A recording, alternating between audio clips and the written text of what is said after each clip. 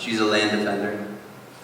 She stood in the face of hate, ignorance, and racism from the RCMP in Wet'suwet'en, and I'm very honored to share a stage with her. This is Layla. Layla Stats, everyone.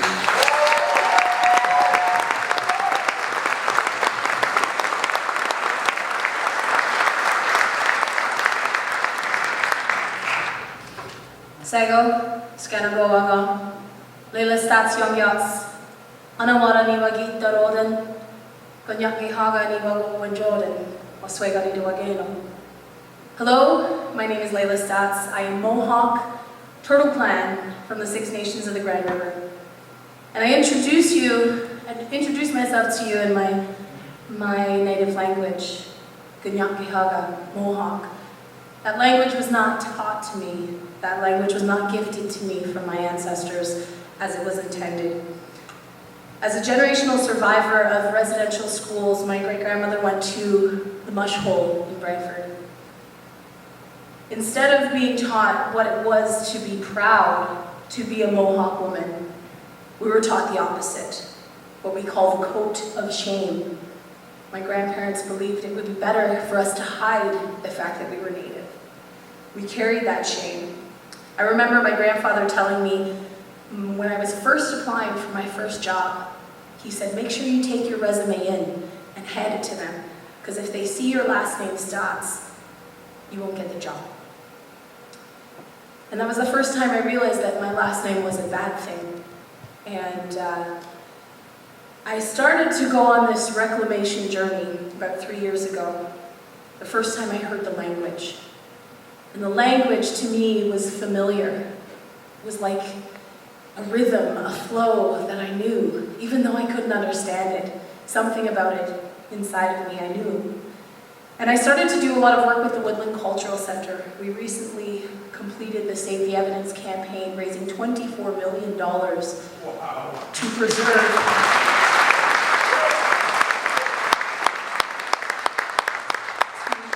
preserve that building, to turn it into a site of conscience where people forever will be able to come and learn about the history.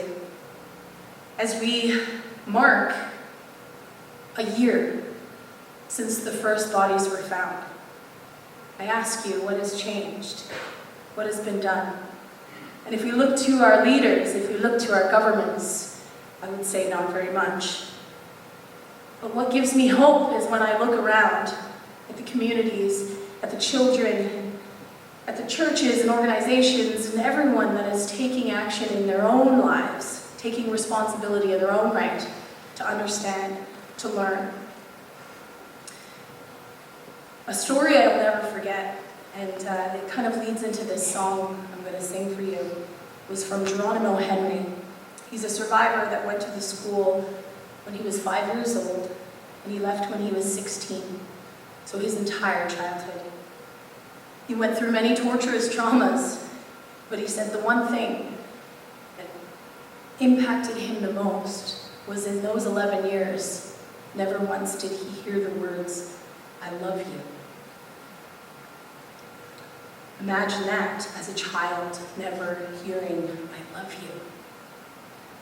And when he told me this story, there was this weight inside of me that suddenly understood. I understood why it was so hard for my family to say "I love you."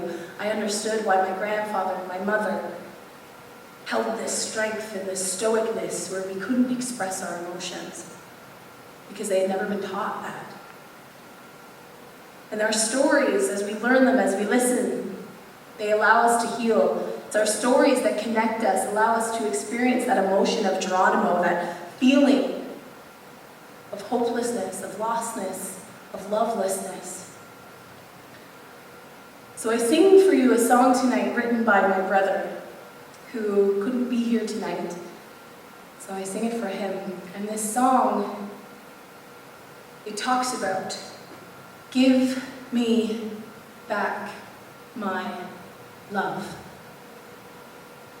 And so when I sing it for all of those children, giving them back the love that they were never shown, letting them heal, and allowing us, as the next generation, to step into that love.